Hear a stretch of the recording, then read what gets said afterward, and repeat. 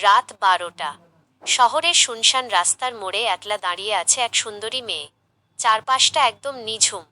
মেয়েটি কোথাও যাচ্ছে না, যেন কারো অপেক্ষায় দাঁড়িয়ে। সময় যত এগোচ্ছে অন্ধকার ঘনিয়ে আসছে। ঘড়ির কাঁটায় তখন রাত 1টা, 2টা, 3টে। মাঝরাতের নিস্তব্ধতা ভেঙে মাঝে মাঝে দুই একটা বাইক গর্জে উঠছে। কেউ পাশ দিয়ে যাওয়ার সময় শিস দিচ্ছে, কেউ আবার বাইক থামিয়ে নোংরা ইশারা করছে। মদ্যপ একদল যুবক এগিয়ে এলো। জামা ধরে টানাটানির চেষ্টা করে সরাসরি জিজ্ঞেস করল, রেট কত? যাবে নাকি? বাইকে ওঠো। মেয়েটি কিন্তু চিৎকার করল না, ভয় পেল না। সে চুপচাপ দাঁড়িয়ে দেখছিল সমাজের নোংরা রূপটা ঠিক কতটা গভীরে।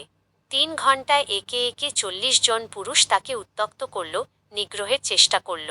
তারা ভাবতেও পারেনি আজ তাদের কপালে কি লেখা আছে। একটু বিরতি দিয়ে, গলার স্বরে তেজ বাড়িয়ে, ঠিক তখনই ঘটল সেই অভাবনীয় ঘটনা। চারপাশের অন্ধকার থেকে হঠাৎ বেরিয়ে এলো পুলিশের বিশাল এক বাহিনী। মুহূর্তের মধ্যে সেই 40 জন মদ্যপকে ঘিরে ফেলা হলো। যারা একটু আগে মেয়েটিকে পণ্য ভাবছিল, তারা ভয়ে কাঁপতে শুরু করল। কারণ সাধারণ পোশাকের ওই মেয়েটি কোনো সাধারণ নারী ছিলেন না। তিনি ছিলেন হায়দ্রাবাদের মালকাজগিরি এলাকার তৎকালীন পুলিশ অফিসার সুমাথি। এলাকার নারীদের থেকে অভিযোগ পাচ্ছিলেন যে রাতে বের হওয়া নিরাপদ নয়।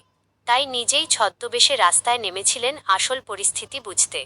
সেই এক রাতেই 40 জন ইফটিজারকে হাতে নাতে ধরে তিনি প্রমাণ করে দিয়েছিলেন অপরাধ করে পার পাওয়া এত সহজ নয়। 2017 সালের এই সাহসী ঘটনাটি আজও আমাদের মনে করিয়ে দেয়, অন্ধকার যত গভীরই হোক, অন্যায়ের বিরুদ্ধে রুখে দাঁড়ানোর সাহস থাকলে জয় নিশ্চিত।